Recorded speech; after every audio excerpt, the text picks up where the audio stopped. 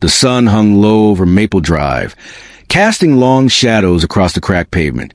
Samuel Anderson, a 72-year-old veteran, sat on his porch, sipping coffee from a chipped mug. The neighborhood was waking up, the familiar sounds of children playing and dogs barking filling the air. But today, something felt different. As he took a sip, a police cruiser rolled slowly down the street, its presence heavy with unspoken tension. Deputy Ryan Mitchell, a man known for his arrogance and swagger, stepped out, his mirrored sunglasses reflecting the morning light. Samuel had never liked the way Ryan carried himself, as if the badge on his chest was a crown. "Morning, Sarge," Ryan called out, his tone dripping with condescension. Samuel set his mug down, his heart racing. "What do you want, deputy?" "I got a call about a vehicle matching that description," Ryan said, nodding towards Samuel's old truck parked in the driveway. "Mind if I take a look?" Samuel's jaw tightened. "That truck hasn't moved since Tuesday. You want to check the engine? It's still warm from my trip to the store 2 days ago." Ryan's eyes narrowed. "Funny thing, I still need to take a look." "Then you'll need a warrant," Samuel replied, folding his arms. The tension crackled in the air, drawing the attention of neighbors peeking through their curtains. "You hiding something, Sarge?" Ryan sneered, stepping closer, invading Samuel's space. "Only thing I've ever hidden was my address when I had one old friend showing up unannounced." Samuel shot back, his voice steadied as Ryan's hand shot out, grabbing Samuel's arm with a grip meant to intimidate. "You're making a mistake," Samuel warned, but Ryan shoved him hard against the hood of the truck.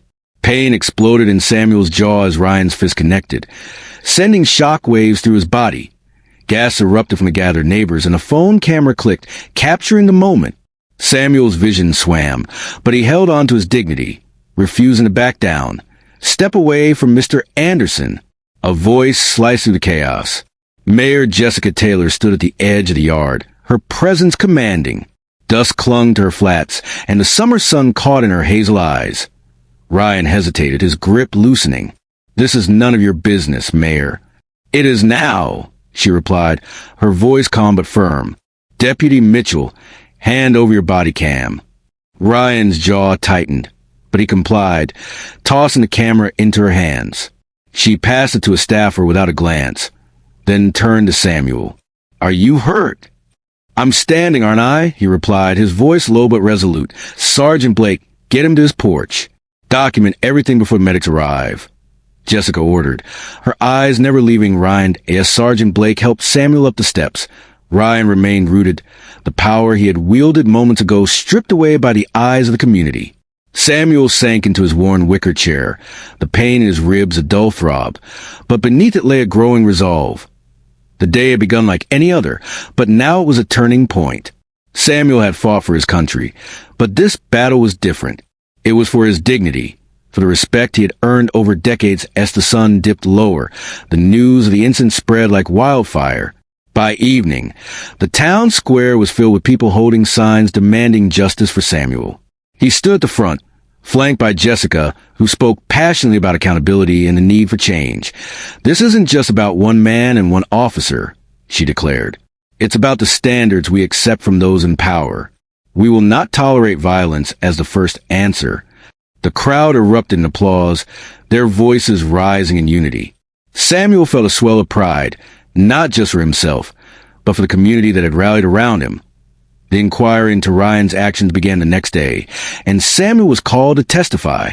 He recounted the events with clarity, his voice steady as he spoke of the shove, the punch, and the moment Jessica had intervened.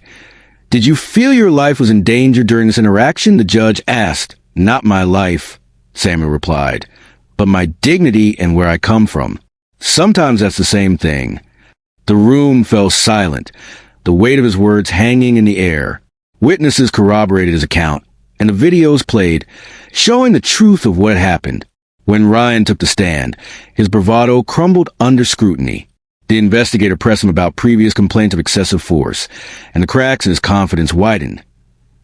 "Deputy Mitchell, are you aware that for prior complaints against you for excessive force were filed in the last 7 years?" Ryan's jaw tightened, but he had no defense. The evidence was clear, and the community's trust had been shattered as the inquiry concluded. the police chief announced Ryan's termination. The room erupted in applause, a collective sigh of relief washing over the crowd. Samuel stepped outside to find the sun setting over Maple Drive, casting a warm glow on the faces of his neighbors. Reporters clamored for interviews, but he held up a hand, wanting to savor the moment. "I didn't ask for this fight," he said, his voice steady. "But I wasn't going to walk away from it. Today, the system worked the way it's supposed to, and that's why we keep standing." As the crowd cheered, Samuel felt a sense of peace wash over him. He had faced a storm and emerged stronger, not just for himself, but for everyone who had ever felt powerless. That evening, as he sat on his porch, the air heavy with the scent of blooming flowers, he knew that change was possible. The fight for justice was far from over, but Maple Drive had taken its first step toward accountability. And Samuel Anderson, the man who had once fought for his country, now stood as a beacon of hope for his community, ready to face whatever came next.